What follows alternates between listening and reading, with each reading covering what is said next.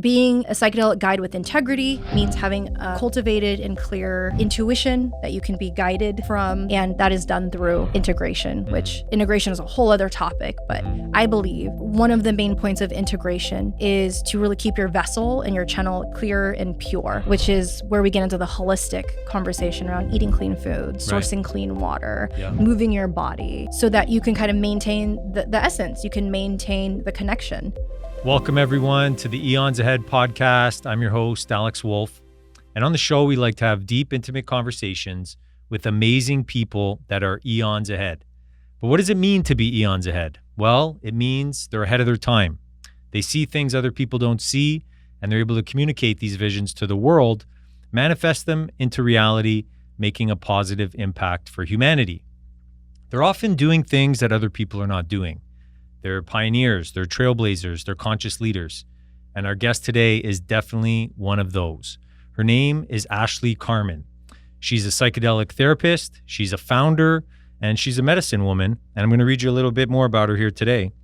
Ashley is a deeply compassionate, trained, and skilled licensed psychotherapist with a wealth of experience in supporting individuals on their journey to recovery from addiction, severe trauma, and a wide range of emotional challenges. Over her 8 years of practice, Ashley's path took a turn when she realized the limitations and potential drawbacks of conventional pharmaceutical treatments.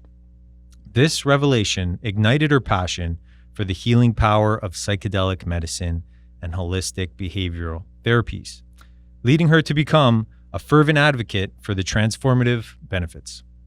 Further enhancing her skills, Ashley has undergone specialized training with the Multidisciplinary Association for Psychedelic Studies, also known as MAPS, in MDMA-assisted psychotherapy and the School of Consciousness Medicine for psilocybin guide training. Super cool. Informed by the Mazatec traditions of Huatala de Jimenez in Oaxaca, Mexico, Ashley knew there was more for her and more that she could offer to those in the psychedelic space. But what was the desire and need? The genesis of PGN came from Ashley's desire to create a nurturing and collaborative community where practitioners can unite, share insights, and consult with one another. Her goal is to ensure that a diverse array of traditions and methodologies with the psychedelic field are celebrated and integrated, particularly with the framework of Western medicine. The Psychedelic Guide Network serves to decentralize the medical model and old paradigm that once harmed through aggressive marketing tactics and medications with high addiction profiles. This old paradigm is now seeking to dictate psychedelics and execute administration similarly to pharmaceuticals. We respect the medicine as medicine.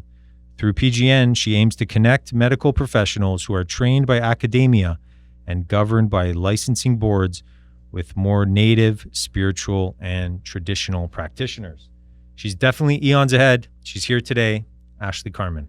Hola. Hola. Thank you so much for having me. Oh, I'm so happy you're here. I'm genuinely excited for this conversation today. We met at an event in South by Southwest here in Austin. You were speaking on a panel, and I was like, wow, this young lady really knows her stuff. And I was super impressed. And I'm so happy that you're here and we get to dive deeper today and talk about all the amazing things that you're doing in the world. Thank you. Yeah. It was great to meet you. And what a privilege to be here, especially knowing that this podcast is for people that are eons ahead. I'm really privileged for the invitation. So thank you. Yeah, and excited to really dive into it. Awesome. Okay, well, let's go back a little bit before PGN and before this stuff. Let's talk a little bit about your origin story. Did you always have a calling or a desire to help people, or when did that start for you, Ashley? Sure. Yeah, I mean, the origin story, I love that you're starting there because there's so much richness and background there that contributes to all of the decisions and the places and the positions that I'm holding today. As far as helping people goes, I think that I first needed to help myself. Mm-hmm. That's the first kind of calling to this new, the profession of helping other people. And I luckily went to school and went to college and went into a master's degree for psychology, which requires you to really get to know yourself and work with yourself before you can work with others. So I wouldn't say that as a child I felt called to help others, but there certainly was a lot of dysfunction that I was raised within that really required me to work with myself first before I could then work with others. And it absolutely became clear when I started providing psychotherapy I was exactly where I was supposed to be. Cool. Very cool. And what led into the affliction or the interest around psychedelics? What was that starting point like? Yeah, the starting point for that started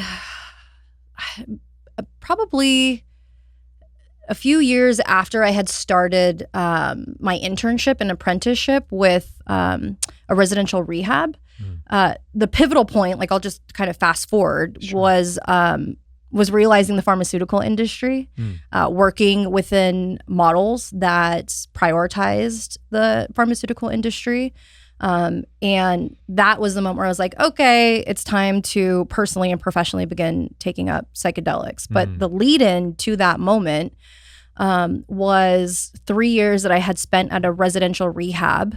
It's an inpatient. It was an inpatient program, meaning that I worked with women who were in recovery from drugs and alcohol. And they all lived in one house. So 15 women in one house, detoxing from drugs and alcohol. You can imagine the trauma that these individuals had. It was also a government-funded program. So we worked with a lot of homeless people from San Francisco. This is when I was living in the Bay Area. Prostitutes from East Oakland, gang members from East Palo Alto, Redwood City. A lot of trauma, a lot of complex trauma, dual diagnosis, in addition to the trauma and how that manifested also in addiction. So I was working with these women in recovery in this inpatient program, and they were still high. Not all of them. I don't believe in absolutes, but there was very much an over-medication that was still happening for these individuals. And it didn't resonate for me. And so I then went into corporate medicine with a quote-unquote higher functioning population and began working with people at a hospital and an insurance panel, Kaiser Permanente. And so I worked in their psychiatry department and provided dialectical behavioral therapy as a generalist. I wrote 5150, which are psychiatric holds for people in the emergency room that were a danger to themselves or danger to others. And in any event, working with this quote unquote higher functioning population, there was still a huge push for pharmaceuticals.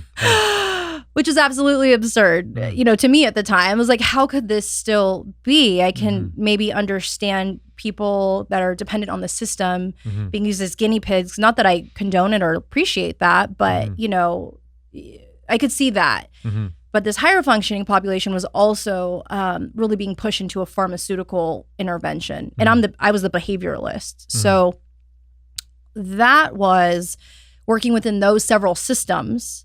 Professionally, I really developed a distaste for the pharmaceutical industry, and that was the catalyst into professionally and personally beginning my journey and adventure with psychedelics. Very cool. Okay, well let's dive into that a little bit. So you're seeing the backfiring of the psychedelic, the pharmaceutical stuff, and it's not working. These people that are supposed to be getting treated for addictions and all this stuff are now just being put on another medicine and probably getting addicted to that and another drug. I would call that a drug. Yeah, thank you. Drugs. And it seems like these doctors are often sponsored or paid by the pharmaceutical agencies, and their academia and their conferences that they're attending is all paid for these pharmaceutical industries. So it seems like they have a some sort of duty to just write scripts out, and it's like they're incentivized even there to medicate. Yeah. So you're seeing all this firsthand, you're witnessing it firsthand. And then is there an aha moment when psychedelics get involved? Is it something that you started with and you're like, wow, this could be really cool? Is there anything there that comes up? Yeah, the research initially is what drew me to it. The low addiction profile. So I think the scientific aspects, I can say strongly, were initially what drew me to exploring and educating and gaining knowledge, textbook education around psychedelics. And then I went into my own personal exploration, which is where wisdom comes from, that lived experience. And there were layers of my psychedelic experiences that have led to aha moments. I'd say the first few years of my psychedelic experiences were very cognitively and intellectually, emotionally and energetically also influenced. Like there were certainly gains made. CrossFit coach historically, gains, but you know, there were those cognitive and intellectual and energetic, emotional. I was feeling better emotionally. Totally. I was feeling like, you know, I could see how it like broke through the rigidity of my cognitive structure, and then I could implement new and integrate new, more helpful cognitive patterns. So that was online in those first few experiences. But this year, huge aha moment. One of the most profound, probably I don't know, it's hard to like really compare profound experiences. There have been several, but this year I had an initiation, if you will. Wow. A profound experience with grandmother with ayahuasca.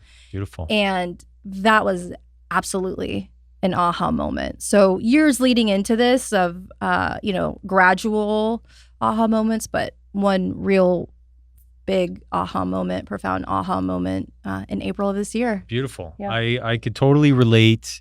I got into psychedelic medicine in around 2016, started exploring with psilocybin with some friends, you know, recreationally, but totally could see that it was a totally different way of consciousness, and it was a totally different perception of looking at reality. And with that, prior to that, I was very much, you know, left brain, all in my head. I was a pilot for many years, all about checklists and organization and analytical. Yeah, analytical, thinking ahead. And you always have to be thinking ahead of the airplane. So it left me very much thinking in my head until I started exploring with psilocybin. And it was like, wow, it really forced me to be present. And there was no more thinking ahead. And I was just in the present moment.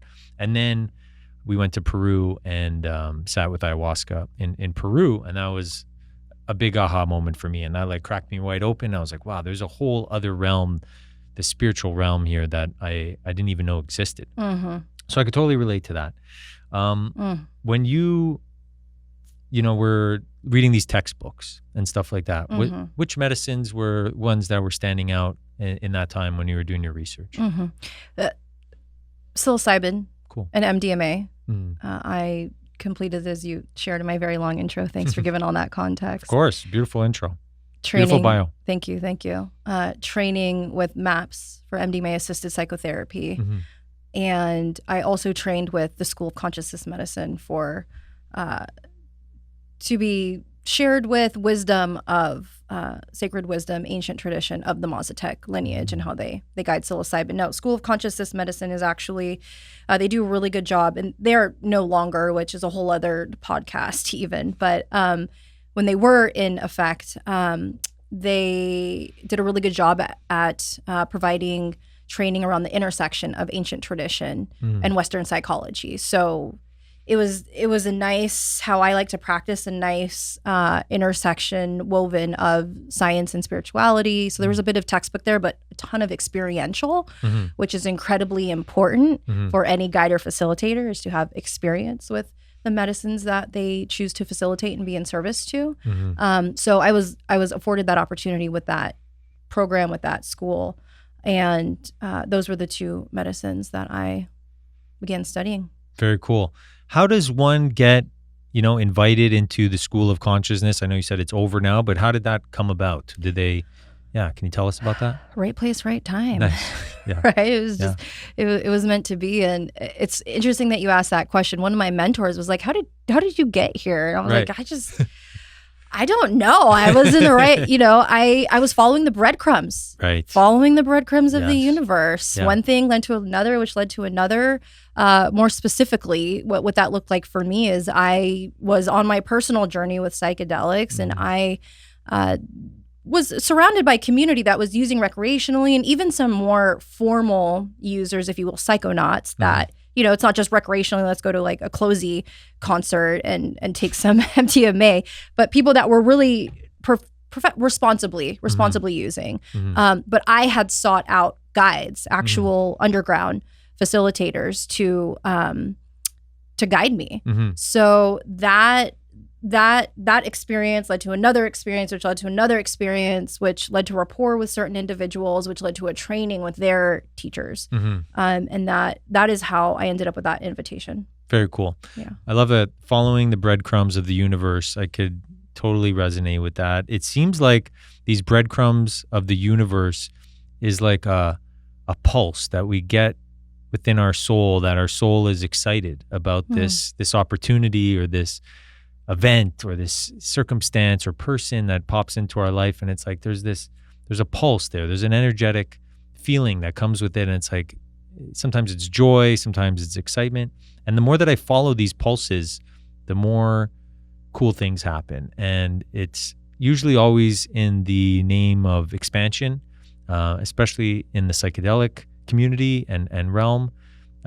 It's so cool, and it's very refreshing to meet someone that's so well researched and so you take it to heart and you take it seriously. I could tell there's a deep reverence when you're speaking about it. Thank you. Yeah, I take it seriously, and that's because of the sacredness that I hold. It even like evokes a little bit emotion for me as I think about just how special and how holy these experiences are, and it really transcends science. It goes beyond. And the reason why the science is in support of these experiences is because of the reverent and mystical aspects of psychedelics. Big time. Well said. Beautifully said. It's so true. It's so, when I go on these journeys, I go on about 1, maybe 2 larger dose journeys a month. That's what I, set out for myself. I carve out the space. And the main reason for that is to really explore my imagination. I believe imagination is, a superpower that we all have. And in today's modern world, we get, so preoccupied with doing all the stuff and doing all the things and work that I don't get to, tap in with my imagination as much as I'd like. So that's what I right now, this is the season that I'm in, is using these journeys to really explore my imagination. And I put on the sleeping mask, and I just, in pure darkness, and I just go into these realms, and it's super cool. And I could honestly say some of the most wildest dreams I've ever had in my imagination have come true, so it's so cool to experience that. Dreams are just goals not written down.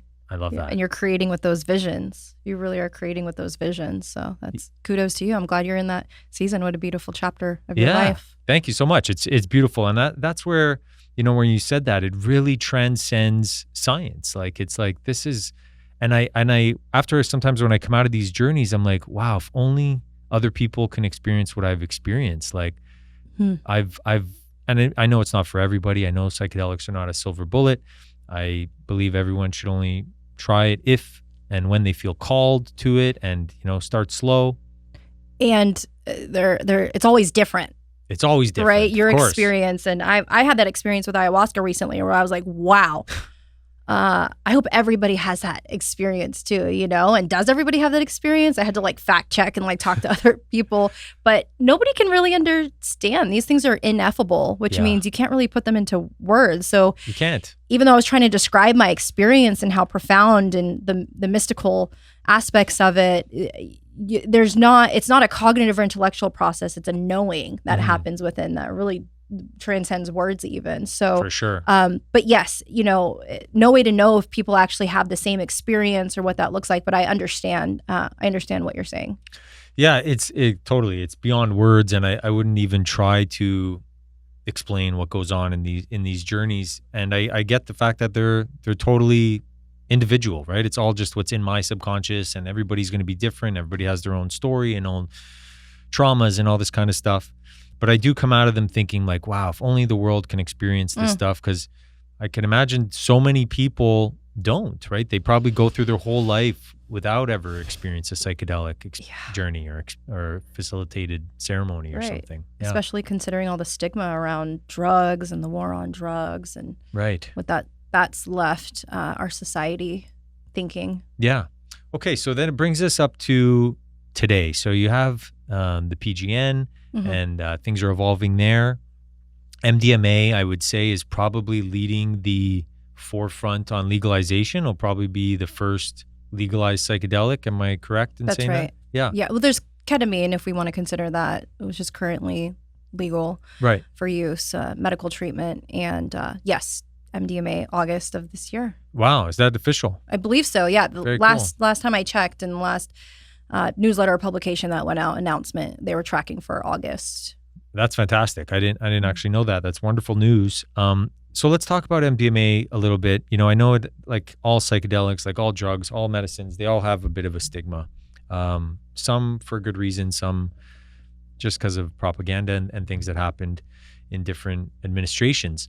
With MDMA in particular, you know, some people associate it with the rave scene and all this kind of stuff. But let's get into it on a more therapeutic level. What kind of amazing things have you seen done, and how stoked are you that this is becoming legal? And tell us a bit about that. Yeah. MDMA is it's a great psychedelic. It is a heart medicine. It's heart opening. It is a relational medicine, so it's really powerful in the relational field. It's being researched right now and approved for treatment with PTSD. A lot of trauma, most trauma, I think some people would argue that all trauma happens through relationships. And so MDMA helps address trauma through the relational field. And it's also a great medicine for self-love, for self-esteem, for self-compassion. And is also a great introductory, is how I would. If, you know, I have an individual that is seeking an experience and is, new to psychedelics, and MDMA is a great introductory medicine to share. I've seen individuals access a place of hope. I've seen individuals access a place of bliss that they've never experienced before. I had a client share that just knowing from that experience that amount of joy and peace and bliss existed gave her hope for her own life. And she was pretty clinically depressed and suffering. So it's a beautiful medicine. Yeah, I've had wonderful experiences on it. MDMA, does it come from sassafras? Is that the... Yeah, that's the derivative of the plant, sassafras, that it comes from. And then, you know, there's that, which is MDA. Sass is MDA. And then MDMA has that extra methyl molecule, which I'm not exactly an expert on the science behind it all, but sure. MDMA tends to be more social, Sass more internal. More internal, definitely heart opening. I've had some, wonderfully heart opening experiences with Sass and MDMA. Very excited that it's coming out. I guess it'll be prescribed by doctors to start off as a prescription based thing. Yeah, I think they're still figuring all of that out, but absolutely, yeah. With any of these medicines, through the medical model, it's gonna require a prescription from a prescribing provider, right? And then administration from the licensed psychotherapists, depending on which right now MAPS is determining. I believe 2 licensed psychotherapists. Two licensed guides that have trained within their model. And I don't think they both need to be licensed psychotherapists, but 2 guides, if you will, 2 facilitators, and 1 prescribing provider for the medication. And then there's other details around, like, who needs to be on site? Does the doctor need to be on site? And they're very they have a lot of criteria for the protocol of administration. So Interesting. yeah, that's part of the licensing of it all, and that's part of the medical model of it all, overseeing the process for administration of psychedelics. Interesting. So it sounds like it's still a bit of a slow rollout. It's going to be, is it on a country, like a national level, or on a state by state level, or is it? I believe it will be on a national level. I'm not 100% up to date on what's happening, but from what I remember and understand, it's going to be legalized for treatment, medical treatment on a national level, I would imagine. Yeah, for medical treatment on a national level, because the FDA is legalizing it, right, which oversees nationally. Nice. When it comes to like decrim and things of that nature, that's more of a stateside decision. So yes, it will be rolled out nationally. And I think that they do have their protocol sound. The protocol is down. They've tested it. They've gone through clinical trials with it. I'm just unsure exactly what it looks like, because I think there have been some updates to the model since I've last checked in. So I don't know exactly what the protocol is going to look like, but that's pretty, you're accurate in that it will be a prescribing provider, and then there will be 2 guides and other criteria and details. Interesting. Okay. It sounds like it's being rolled out very responsibly, and it's erring on the side of caution. Yeah, it's erring on the side of liability, and erring on the side of a medical treatment, which is a scientific research model. The scientific research method backs the medical model, and so these research methods and that support the medical model for their empirically validated studies has strict requirements and criterias that need to be met. So it's certainly following that requirement, that guideline under that governing body. I think that and the reason why I go into that in such great detail is because I think that there is responsible use outside of the medical model, outside of the governing bodies. Right. Obviously, there's a whole lot to unpack there as well. It depends on what state you're in. If you're not going to be using within the medical model, like there's legalities around all of this as well, which I have a lot of thoughts and feelings about. But it is possible to have responsible use outside of the medical model. But yes, the medical model is certainly very conservatively exploring the applications of treatment for psychedelics. Does that make sense? That makes sense. Yep. Thank you for that. And I'm presuming this is, because it's with facilitators and all this, it's more on it's a large dose type of therapeutic dose. So when it comes to, there's hero doses, there's therapeutic doses, there's many types of doses, there's microdoses. As we get into, more popularity around microdosing coming out in all different types of psychedelics, do you think the world is ready for legal psychedelic microdosing? Absolutely. Nice. Yeah, everybody should be allowed access to wellness. Right? Why do we put that behind any kind of a paywall or gateway? Why are there gates to wellness? I think it's a philosophical question. Yeah. I think we're absolutely ready. It's such a sovereign decision to make if you're seeking out these types of experiences. And if the individual's ready, then they're ready. And if we want to generalize and kind of zoom out to a more global universal, is the world ready? Considering the sign of the times, I would say people are begging for these experiences. Yes. Oh, good. I'm happy to hear that. I agree. It's you're probably aware of this, but at Eons, one of our major initiatives of starting this company was to gain safety and trust around the brand by helping people with modern day problems like sleep and anxiety and gut health and hydration and these kind of things, so that people would trust us one day to, if they had the courage, maybe try a microdose. There's still a large percentage of the population that hasn't tried microdosing mushrooms.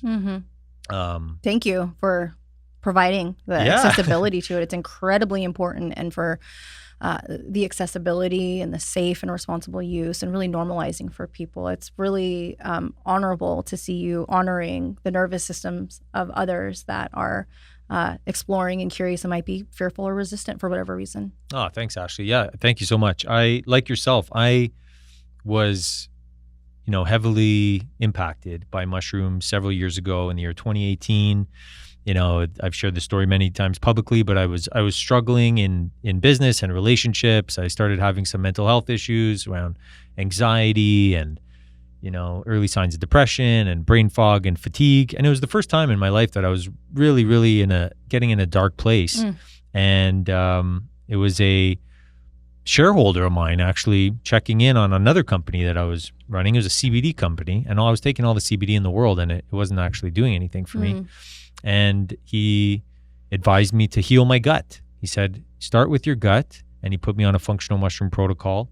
And that's what started turning things around. And I was like, wow, these mushrooms, there's really something to them, And he's like, oh yeah, they're connected to divine intelligence. And I was like, wow, you got to tell me more. And he's like, well, have you tried microdosing? And I said, no. He's like, maybe you should try that next. So I started microdosing psilocybin, and my life went like this. It really took off, and business went great, and my relationships got better, and everything got better. And I was, more than that, I was really connected to myself for the first time and connected to the world around me. And I was able to communicate that with people, and it started to make a difference. And then I started sharing this with friends and family and my team. And I just got to see so many people improve their life because of these mushrooms. And that was the inspiration for Eons. So he's like, okay, we gotta bring this to the world. This is the next step and the next frontier. And we are studying psilocybin in countries where we can, like Canada, and we're looking into Australia now. We have a group in Australia wanting to work with us. But in the meantime, we've discovered another mushroom that's been around for thousands of years that doesn't contain psilocybin, contains another active ingredient called nuscamol, and it's the Amanita muscaria mushroom. I'm sure you're aware. And this mushroom works on the GABA receptors. So psilocybin, as you know, works on the serotonin receptors. This one works on the GABA receptors, which I'm personally probably like a GABA dominant, neurotransmitter kind of guy. So I've dealt with anxiety, and mushrooms have helped me got on the other side of it. Spirituality was a big part of that as well. But yeah, this mushroom, we're introducing it to the market here pretty soon with a very precise low microdose with the protocol. And we're really excited to see how the market reacts. You never know. Cool. The Christmas mushroom. The Christmas mushroom. Yes. Love it. Yeah, thank you. Legal psychedelics. I know, let's dive into this a little bit. So microdosing, we're both on board. The world should be, World's ready. World's ready. World's ready. Yeah. When it gets into other psychedelics, reverence, responsibility, accountability, I know is a big thing. Let's go into that. Let's talk about the responsibility around it. Yeah. There's responsibility, integrity, accountability. When I say those words, what comes up for me, because the population that I'm mostly surrounded by is the facilitator population, the psychedelic guide population. And if you'd like me to go into that population and what those words mean, because there is responsible use, integrity for the seeker, for the journeyer and explorer, which is really important, which you're doing with Eons and helping to cultivate. And I'm helping to cultivate and really diving in the integrity, accountability of responsible and ethical facilitation. That's my thing, and that's what I've birthed through PGN. I really can't take responsibility for too much of it. All thoughts are shared, and I was really, again, following the breadcrumbs, and I feel like I've been honorably tasked in some ways to see this network to fruition. And Psychedelic Guide Network is a network of psychedelic guides where we provide peer-to-peer consultation. And so one layer of ethics and keeping guides accountable is peer-to-peer support, which in the clinical world and therapeutic world, which I come from as a licensed clinician, is peer-to-peer consultation. Consultation groups are required of licensure at some point in your licensing career. And after licensure, everybody just kind of falls off. You either, the company or network or organization that you work for may have a peer-to-peer consultation group, probably not. Maybe there's a weekly meeting, but I've taken that and have evolved it into what we call a wisdom circle. Because yes, there's one layer of ethics for responsible facilitation, but really the circles are also designed to help capture and share wisdom, because there's also wisdom in the space with psychedelics. Yeah. And so that's kind of another intersection and blend of like the science and the spirituality. There's clinical consultation happening that we teach and that we structure our circles with, but there's also wisdom being shared and passed down as well, which, as we all know, wisdom is, historically was shared by sitting around the fire and listening to elders. So there's a component of that with our circles. I love it. So the peer-to-peer consultation group is one way that I help keep people accountable. And the integrity, I mean, I had a whole download around integrity in April, and like it really shifted for me how I thought about integrity, because yes, on one level, integrity is like doing what you say you're going to do and following through. And when it comes to psychedelic guides, I also feel strongly about integrity being a cultivated intuition. Integrity, making sure that your integrity with your facilitation practice means that you have a clear channel to source, to spirit, to the plant allies that you're in service to, the medicines that you're stewarding, because they are the real teachers. They are the real teachers, and they will guide as long as you stay connected, which is why it's so important for guides to also continue to sit with their medicine and like sit with the modality that they're wanting to provide. Like that's accountability, that's responsibility, that's integrity. And so being a psychedelic guide with integrity means having cultivated and clear intuition that you can be guided from, and that is done through integration, which integration is a whole other topic, but I believe one of the main points of integration is to really keep your vessel and your channel clear and pure, which is where we get into the holistic conversation around eating clean food, sourcing clean water, moving your body, so that you can kind of maintain the essence, you can maintain the connection, especially for guides. So yeah, I can go into PGN and how it also is, we are in our model implementing levels of integrity as well. But certainly the consultation groups are accountability. And it's incredibly important for me, if you want to consider yourself a psychedelic guide, that you are being held accountable by community and that you are maintaining your integrity in the practice. Good for you. Yeah, absolutely. I couldn't agree more.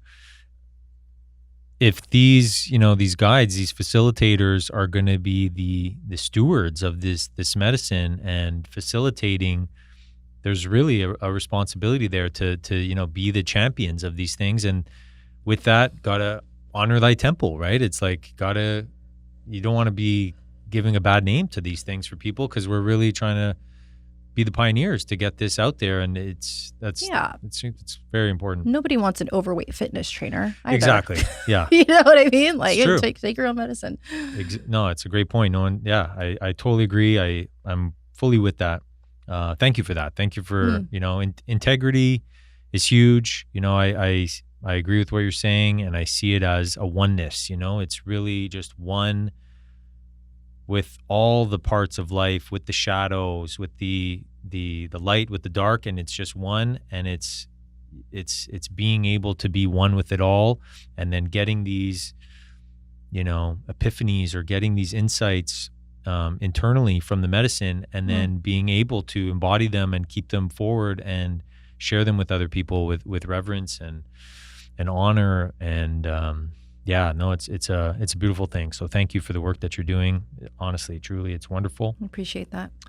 Absolutely. When I was reading your bio, there was a word that really popped out for me, and that was decentralization. And I'm sure that's in there for a reason for you. Do you want to elaborate more on that word? Yeah, absolutely. We were talking a little bit about like the sign of the times and is the world ready? And I think that the era that we're in is an era of decentralization. I think that, to be kind of patriotic, I guess is the word I'm looking for a moment. Power is being returned to we the people, right? And we see this in various fields, the economy, for example, which is being decentralized. The Federal Reserve, which is being decentralized by crypto. Right. Bitcoin, crypto, blockchain. And so what's recently happened with the medical model, I think through COVID and the vaccines, has people questioning, has people thinking, has people challenging. Right. Rightfully so. Understandably so. And I personally, having come from the medical models, licensed clinician, worked in several systems. I also had another really poignant moment in my career that led to PGN, where I spent 6 months with the pharmaceutical company, a pharmaceutical company that was developing a synthetic psychedelic and also having a therapy administered. I shadowed a clinical trial. In any event, I found myself kind of in the belly of the beast again and had to see in person what was going on to really get the body intelligence. No, this is not how we're going to spend our vitality. It was completely terrifying, that experience. Wow. And that's when I realized PGN is a network on a mission. We're on a mission. Love it. And so the medical model, the pharmaceutical industry, is now ushering in psychedelics, which I'll share that I'm grateful for, because I think that mainstream, these, however they're going to be made available, great. I'm glad that it's being normalized on a mainstream level. A lot of people still do to this day, despite what happened with COVID and the vaccines, kind of recognize the medical model as an authority versus themselves as their own authority. And so if the authority of the medical model and my doctor says that psychedelics are good, then they must be good. Which is fine for that population. I'm just glad, I'm just offering some gratitude for that, because it is, and I'm not resisting it. And that's how it's being ushered in, even though it's not just a medical treatment. But in any event, the medical model is ushering it in. And so the medical model is now taking the position to also govern it and oversee it and permit use of it. And I feel incredibly worried and concerned about what that may or may not look like, considering the history of the medical model and the history of the pharmaceutical industry. I mean, opioid crisis, anybody? Of course, yeah. And so the facilitators to administer these consciousness tools, not just a mental health treatment, but administering these consciousness tools, being overseen by a body that was historically known as harmful, brings up some tension and anxiety for me. And so when I say decentralize, I'm looking to decentralize outside of the medical model, the Psychedelic Guide Network, so that it's not only a licensing option or clinical or medical option for facilitators to consider when thinking about guiding, but also opening it up to all of the tradition in this space and the ancient wisdom in this space and the energetic practitioners in this space. And sure, even the more spiritual, certainly spiritual, but the more woo-y, ethereal practitioners, because they are not housed under the medical bodies. And so PGN decentralizes the Psychedelic Guide Network by bringing everybody into community, by bringing everybody into collaboration within these wisdom circles to share wisdom. Not that the licensed or clinical side of the house is any less capable or competent, right? I really do value the experience of a person whose journey has been licensure and medical model. Here I am, there was a lot of wisdom gained in that experience. But what I'm saying is that, the medical model shouldn't be the only body training people who do want to be in service to these medicines, and inviting the clinical side of the house to talk to the indigenous or the more spiritual or the energetic, these other practitioners that also have so much wisdom and effectiveness and also facilitating. And that's what I mean by decentralized. And that's a little bit of how PGN is doing that. Beautiful. Wow. Amen, sister. That is so crucial, so important. And as you talk about that, I'm like, no kidding. That organization of people should not be the only ones stewarding these medicines and psychedelics. It's like, you're absolutely right. It should be decentralized. How do we increase the odds of decentralization besides, gathering in community and having these conversations? What are some other ways that we can help this cause? I think it's a discussion on authority and sovereignty. I think, decentralize happens. humans, people, we're tribal. There's an organization and a hierarchy-ish that needs to happen. We're not individuals, we're group, tribal people. But I think first I would return everybody to their own authority and really looking at where they place their power and who is their authority. Who do they recognize as their authority? The government, the medical model, the doctor, their mom, whoever, right?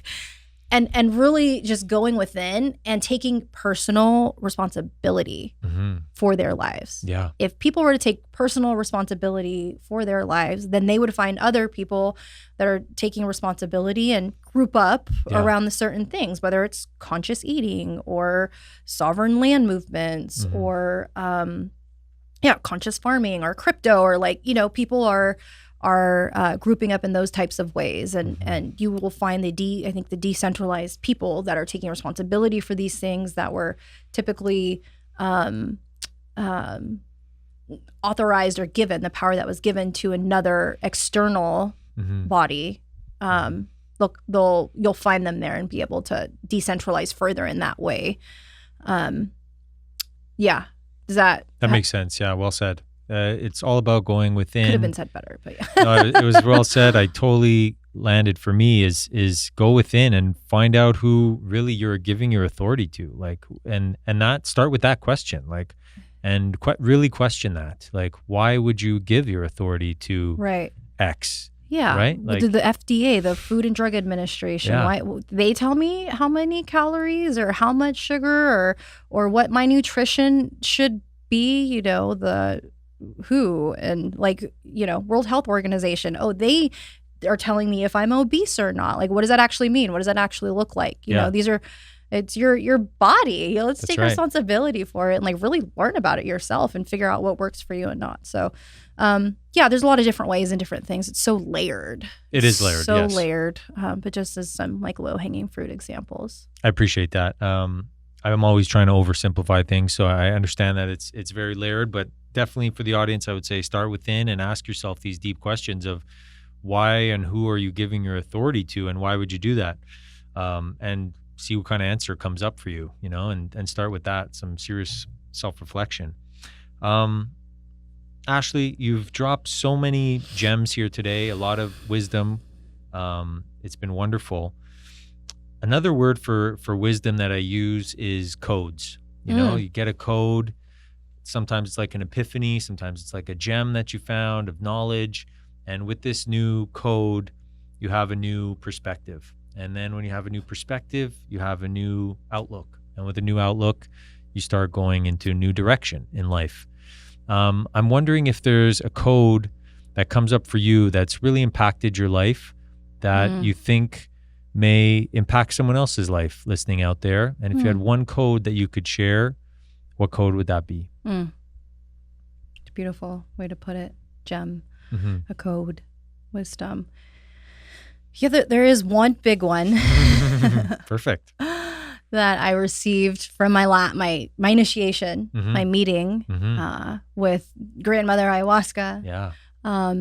And for me personally, maybe this works for others or not. Everybody, take it or leave it. What happened for me, though, was the realization, not even a realization, was the knowing of what faith and trust and surrender actually mean.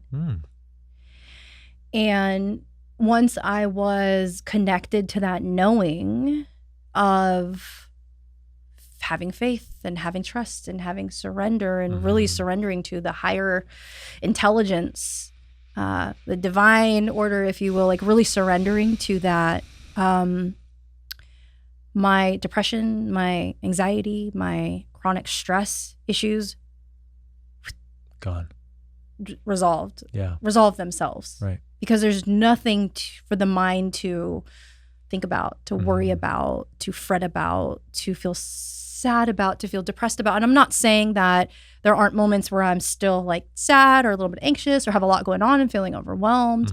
But at one point in my life, there was a serious, I would say even up until April, I was in a depressed state. really depressed. It wasn't a depressed moment. I was in a depressed state for a while, which also had aspects of chronic stress and anxiety, and led to, Right. it was a big deal. It wasn't just anxious moments. So in any event, those states were really relieved by leaning into my knowing, by having my body somatic understanding of what faith and trust and surrender actually are, that I can just put it all down and just lean into that faith and trust and surrender, because I trust and surrender that what's happening here is perfect. It's perfect, and I don't need to resist it, because my resistance, I really love Buddhism, my resistance it creates the suffering. The resistance to what is creates the suffering. And so if I can be in the flow and be with all the things that are happening and not worry about it and just trust in the divine order of it all, then I'm on the back end not creating any suffering, which might look like depression and or anxiety for me. So that was a big, I like to call them nuggets, like nugget that I received from my last journey. For sure. It's a great nugget. Thank you for sharing. It's a beautiful code. One of my favorite codes that I've heard here on this podcast. Thank you for that.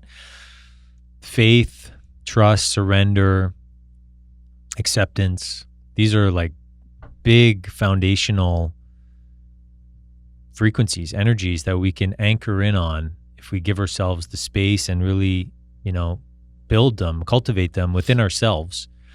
So much so that we build these foundations that there's no room, there's no space for these anxieties and these resistance and the suffering, because we've filled ourselves up with these core truths, which we actually are. It's really just our identities that get in the way or try to take over the vessel. But if we just trust and surrender that we are living beings of God's children, and God made us in his image, in full trust and in full surrender and full acceptance that we are here in the now. I think that's so beautiful. So thank you. What an amazing code to share. That's my wonderful. honor. Yeah, so profound.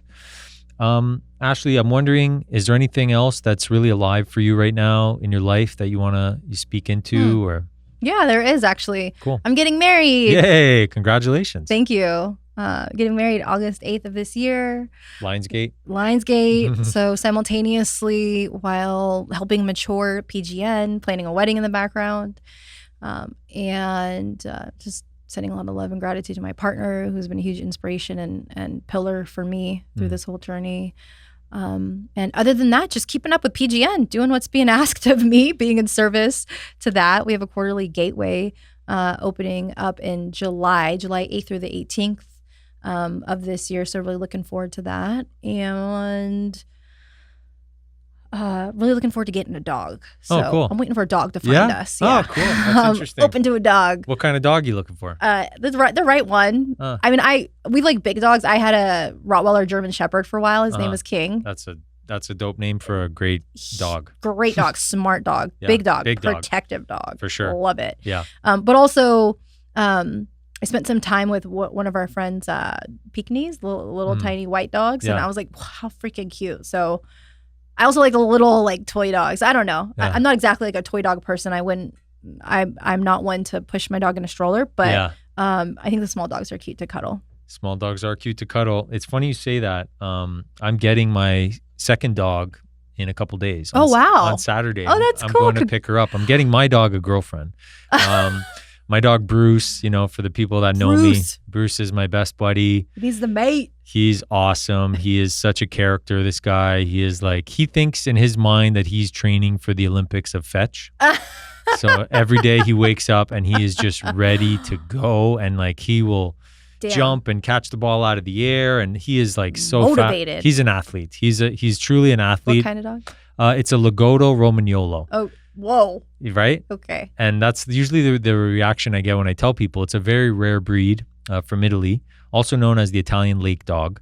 And this dog is, it's last I heard this crazy stat about this type of breed of dogs. was that there was only 500 of them, give or take. Maybe it's up to a few more hundred than that now in North America. And so 500 of these type of dogs, and there's 10,000 pet tigers in North America. So it just goes to show, very rare dogs, super smart, amazing swimmers. They're truffle hunters. That's what they're used for in Italy. They would hunt truffles. Obviously me being a mushroom guy, it was the perfect fit. So I'm getting a girlfriend this weekend. So that'll be a whole new addition to the family. And I'm really excited for this chapter. That's as well. cute. Yeah. I hope one day to meet Bruce. I hope so too. Yeah, maybe we'll meet Bruce and his girlfriend Goldie. And she's already named. Yeah, she's already named for sure. She's coming from Siberia, which I have an affliction with as well. So it's another really cool synchronicity. And she's golden color, so it's perfect.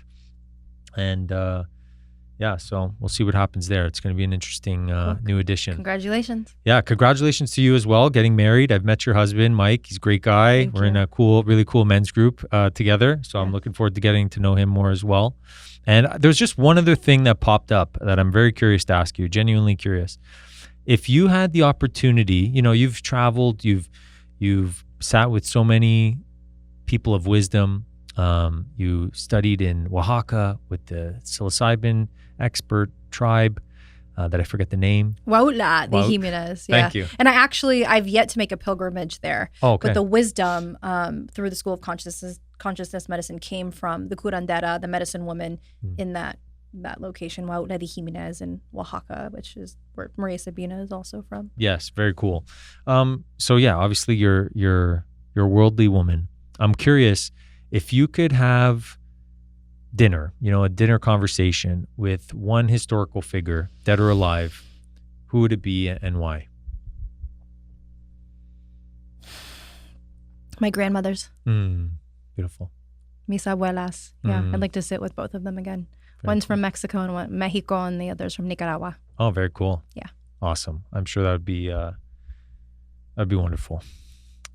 Thank you for sharing. Ashley, if people want to get in touch with you, if they want to learn more about the PGN, they want to work with you, where can they find you? What's the best way to get in touch with you?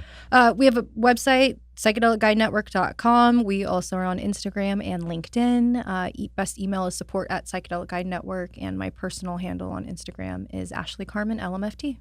Wonderful. Ashley, it's been such a pleasure getting to know you better. And thank you so much for coming on. And thank you for all the work that you're doing in this space. I truly, truly appreciate it. It's amazing. You're definitely eons ahead. So thank you so much. Likewise. Thank you for having me. Thanks, Ashley.